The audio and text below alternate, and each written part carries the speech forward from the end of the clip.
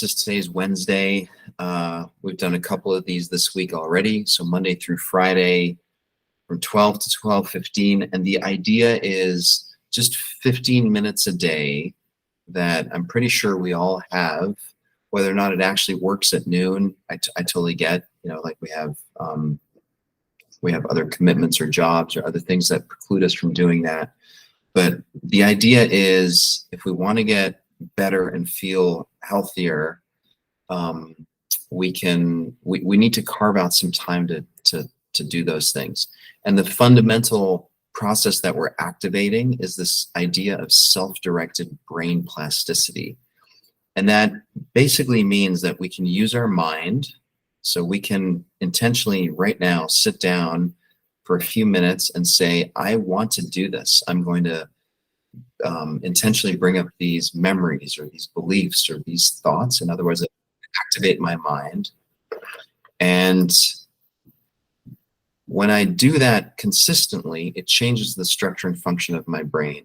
Why? Because in order for me to have a certain experience, it activates certain neural networks in my brain. And the more I do that, the more my brain adapts to it and says, oh, got it. Okay, so that's what we're doing now. So I'm using my mind to change my brain to in turn change the set point of my mind. So the default mode of my mind, my mood, my general attitude, my general disposition to any given moment is in large part determined by my brain, right? There's no other way around that. So what we're doing here is we're taking a few moments a day and we're saying we're going to intentionally train and activate our mind and our brain in ways that we want so that we can have the experiences that we want. So today I want to focus on what I call the negativity bias. I mean, this is a known thing in neurology or neuroscience. And I want you to look at this picture right now. So I want you to imagine that you're, and one of our ancestors, maybe, a few hundred years, 1,000, maybe 10,000 years ago, and you're staring into this kind of black void of this jungly image, and you are faced with two choices. There's sort of two fundamental assumptions that our ancestors could make. The first one is, I can look into this dark void and I can assume that there's a wild animal in there that wants to hurt me, kill me, eat me, but it actually turns out to just be a bird, right? So the result of that is I experience all this fear, this anxiety. Maybe there's some embarrassment, right? The members of my hunting party are like ribbing me, saying, "Oh, Ollie, you're such a twitchy, nervous, dude." But the end result is that no wild animal. It was just a fake. It was just a bird. Whew, we can relax and we can breathe. Option number two is I can assume that it's just a little bird in the bushes making that noise, but it actually turns out to be a tiger or a wild animal. And the end result of that is death. And frankly, just nuts and bolts of it, it's the end of my, I guess, what I would call my genetic lineage, right? Like game over. I'm out of the game. I'm not passing on my genes to anyone. And Ollie and his kin no longer exist. So we are massively oriented towards this, option number one, because that's what keeps us alive. And this is fundamentally what neuroscientists call the negativity bias.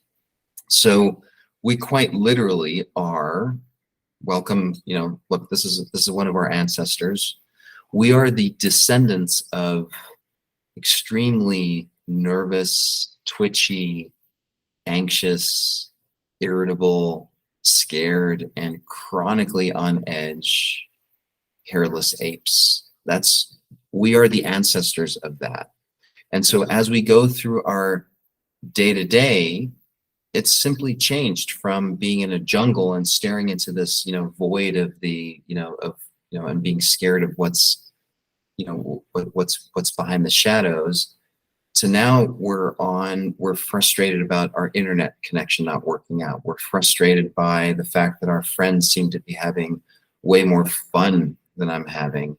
And it's this endless, feeding of this part of our brain that feels chronically negative. So research has shown that in order to balance this negativity versus positivity in the brain, I want you guys to think about this like negativity is like Velcro for the brain, right? When something negative happens, it sticks and we pay a whole lot of attention to it. When something positive happens, like someone stops by and says, "Hey, you look awesome today. You look beautiful. You did great on that presentation," most of us just gloss over it. And again, it's not your fault. It's not something that you're doing. It's simply the result of, millennia of evolution. And science has shown us that, the research has shown us that the ratio is about 1 to 5. So for every one negative experience that you have, for one, situation in which someone says, "That presentation sucked. Ali, you should have done this," or "You didn't do a good job," or "You were a jerk doing X, Y, and Z." My brain needs about 5 positive experiences saying, "Ali, you're awesome. I love you. You're worthy. You're a worthy member of my tribe." It's about a 1 to 5 ratio. So that's what all of us are dealing with every day. And so today's practice is going to be about how we counteract this brain's negativity bias. And the way we do this is, first and foremost, we got to look for positive facts. What I mean with that is, if you look at this picture of this guy holding these grapes, I hope that some of you can actually feel the moisture of those grapes, that you can actually feel what it feels like to hold a bushel of grapes in your hands and savor it. Like, take a moment to actually notice what it feels like in your body to be aware of the fact that you are having this experience in this moment. And then the intention is, the practice is to deepen that positive experience and hold it for at least 30 seconds. So the cool thing here is it doesn't take that much, but what we have to do is we have to actually activate the parts of our nervous system and our brain that allow us to have the neural firing, the neural networking that needs to happen in order for us to actually experience this positive experience, right? So let's do this practice. So I suggest close your eyes,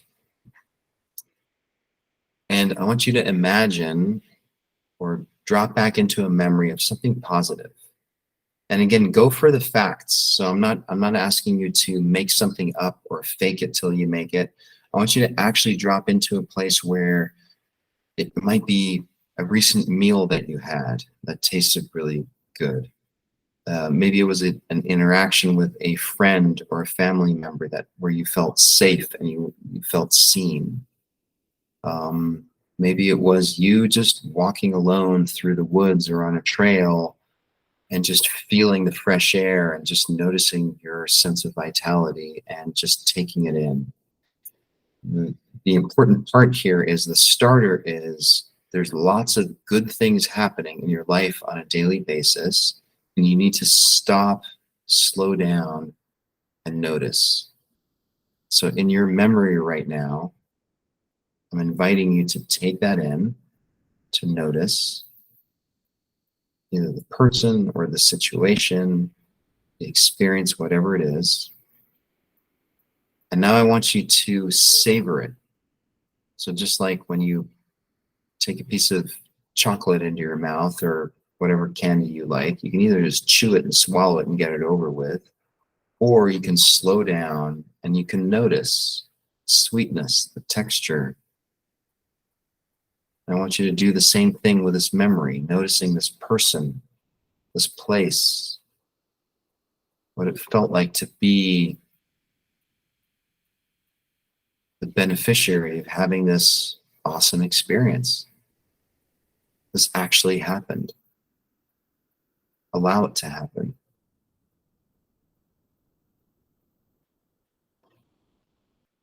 steep in it and savor it.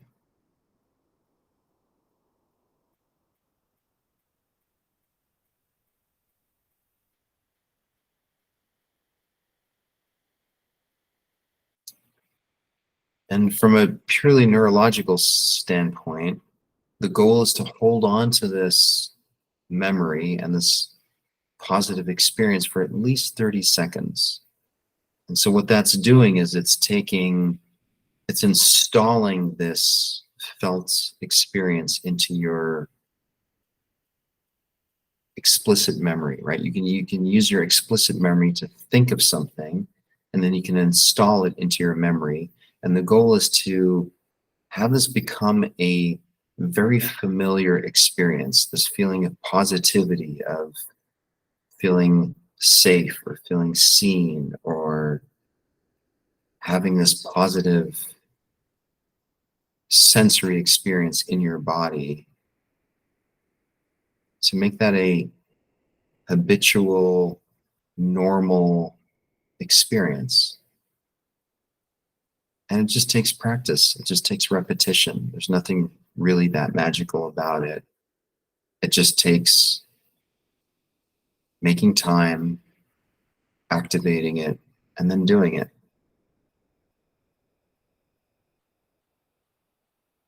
So see if you can hang out in that memory for just a little bit longer. Just feel it.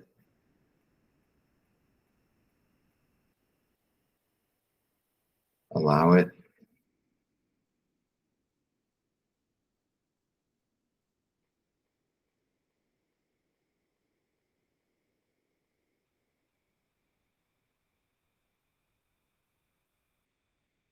And know that as you're doing this, what you are in essence doing is you're counteracting our ancestral negativity bias that through no fault of your own has been handed down to you through millennia. It's kept our ancestors alive.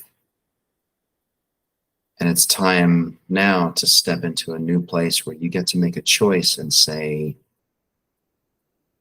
I want to feel better. I want to focus on the positive things in my life. And I'm making a choice right here, right now, to experience that, to be there for it.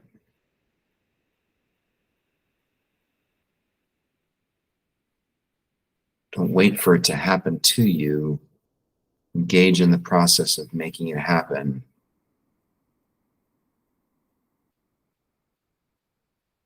And I hope this was a helpful way of sort of appealing to your intellectual side as well as your experiential side to actually have that experience. The cool thing about this is you can do this as many times a day as you want. Like there's literally no harm in doing this 10 times, 20 times. By all means, if you want to get addicted to taking in the good, go for it. Like it certainly, beats any other kinds of addictions that I'm familiar with. So don't be afraid to do this on your own. And I'm going to shift gears here into the Q&A part of this session. So let me first and foremost say that if you have any questions about this taking in the good technique that I just introduced you to, set up a session with me. You can do that citclinics.com/Ollie. Just find a moment where that works on your calendar where you and I can chat. If you can also take a picture of this QR code and it will take you to the calendar. But other than that, again, the goal here is like short and sweet. It's 12:15. I feel like we just covered a ton of ground. I hope this was helpful. If you want to stick around for Q&A, I'm going to stop presenting and shift into video mode. And if you want to take off, hopefully we'll see you tomorrow. We'll do something different tomorrow. But the idea is every day we are here for 15 minutes. And if you guys want to join in and do this on a daily basis, I firmly believe that this will make a huge difference in your well-being. So hope to see you tomorrow.